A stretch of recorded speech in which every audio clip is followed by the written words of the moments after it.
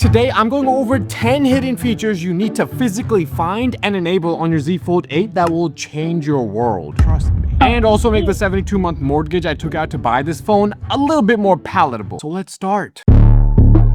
The first feature I'm going to start off with, I can't believe it's not a native feature and it's something you need to enable because it's simple but incredibly cool. Download GoodLock, get multi-star, scroll around a little bit, and enable continue on outer display. Now, when you're working on this massive inner display and you're just about to get things done, or you got to get moving because ice is knocking down your door, you can fold the device closed and the app will continue on this outer display. You can even customize what specific apps you want to enable this feature for. Now, if that wasn't good enough for you, this next hack will literally level up your multitasking and solve one of the biggest Fold 8 problems that I talked about in my major Fold 8 problems video. Here, you can watch it here or in the description.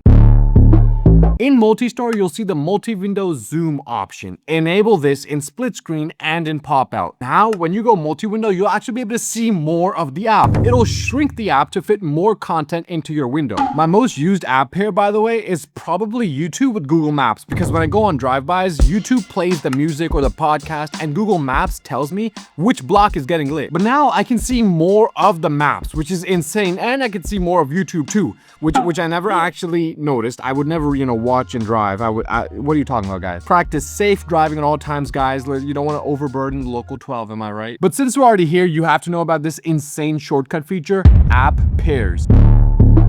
I use YouTube and Google Maps together a lot, right? Now I can turn it into an app pair and save it in my Edge launcher. Now I can just tap the icon and we're live. And of course, you can make app pairs with almost any two apps you want. But perhaps everything I've covered here was too pedestrian. Perhaps you want something that will literally make the Fold 8 work for you. Then I have one answer. Modes and routines.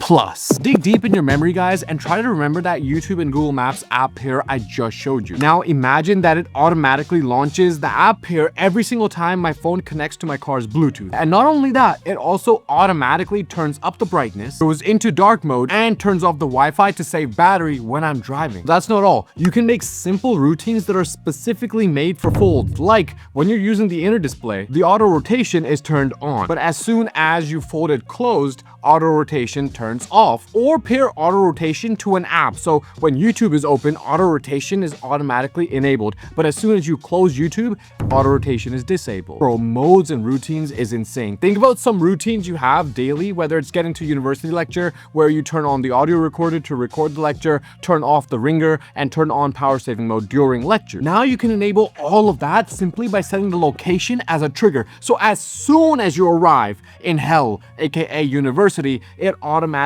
launches all of those apps. Wow. But okay, that's not good enough for you. I get it. Okay, you want a hack that would literally make Samsung Young crawl. A hack so devastating that it fixes everything wrong with this phone, then perhaps this is the one.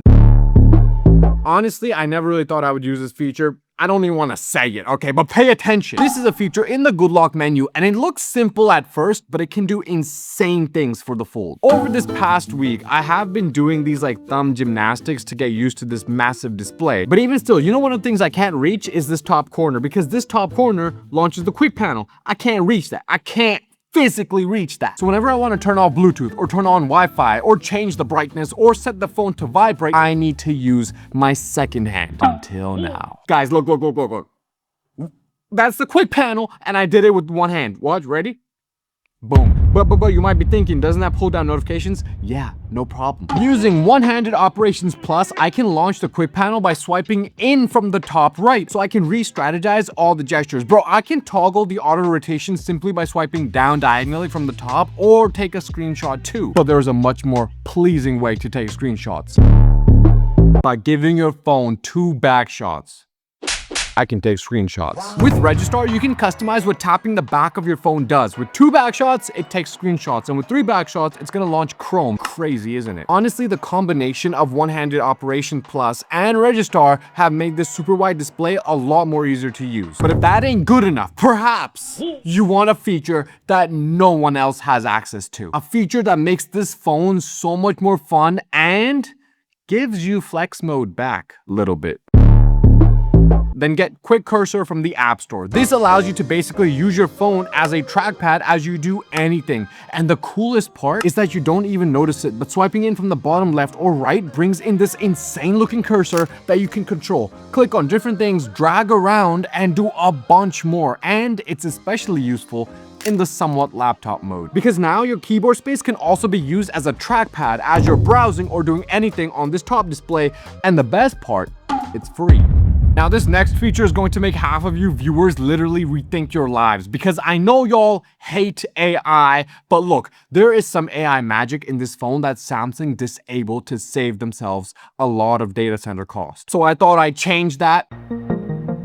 Everyone, go into Galaxy AI, scroll all the way down, and enable Now Nudge. I just blew up half the data centers on the East Coast, didn't I? Is the Atlantic Ocean still live? Now, before the AI overload y'all about to cause happens, how about a subscription, fam? It really helps grow a small channel and a growing community like the Chilled Fossil, and I seriously appreciate every single one of you. I probably shouldn't be waving my sword in your face, but please subscribe. Guys, look, Now Nudge is a super cool feature that runs in the background and is primarily just gathering information on your screen to help you out. So when your friend texts you that they moved the weekly One Piece manga Scholastic book club meeting to Friday, you'll see a little pop-up at the bottom of the screen prompting you to open the calendar, and it'll automatically add it to your schedule. Or when I get emails from brands wanting to sponsor a video, it'll automatically scan the contents of the email and capture key dates. But it'll also take the brand and the product name and open the websites on Chrome or do some further research into the brand. But that's not even the coolest part. True story, there was a brand that reached out to me that wanted me to put my videos on their platform. It was similar to YouTube,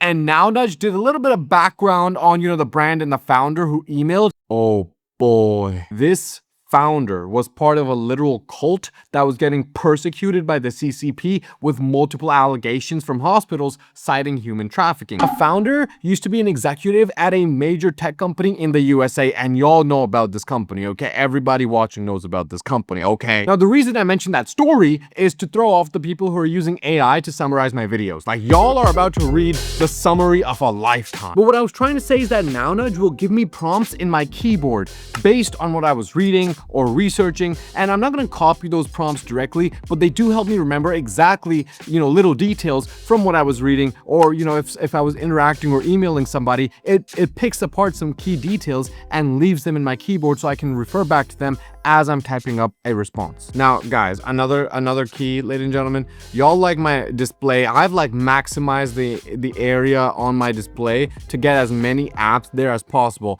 and you can do it too. Get home up, enable homepage DIY, and you can literally customize your home screen however you like with stickers that I literally just downloaded off of Google Images. And you can fill the home screen to a maximum, make use of every single pixel there is. And also follow over the Wonderland, that helps give some life to the screen with rain or snow or even just leaves blowing in the air. Now also, guys, if you don't use the Now Nudge feature and you're not about that, then I would recommend going with Gboard. It's the singular best keyboard alternative to Samsung keyboards, but the Galaxy AI features, like I said, won't really work on it. So for me, it's not really an option, but if you're not about using Google AI, go with Gboard. And the last and final major hack, the one I literally delayed on purpose because I did not want to talk about this, but alas, it is time. Bro, let me show you guys some. This damn camera, it sucks. There are some things you can do in Camera Assistant to help it out, primarily by eliminating the AI so that images look a little bit more realistic, and it gives you a little bit more manual control back when you're taking photos. But I've been using this for the past 30 days, and the single most important step I've taken to take better images is scaling down to the 12 megapixel camera and using the 50 megapixel only in very bright, very well lit sunny environments outdoors. Otherwise, if I'm inside, even if I think it's well lit, I'm using the 12 megapixel. And it works because when you're using the 12 megapixel camera, the pixels are physically larger and therefore they capture more light, and so the images look less grainy and actually look clearer than the 50. Okay guys, that's all for this one. Hey, I'm gonna see you all in the next one, okay? Until then though, get some rest.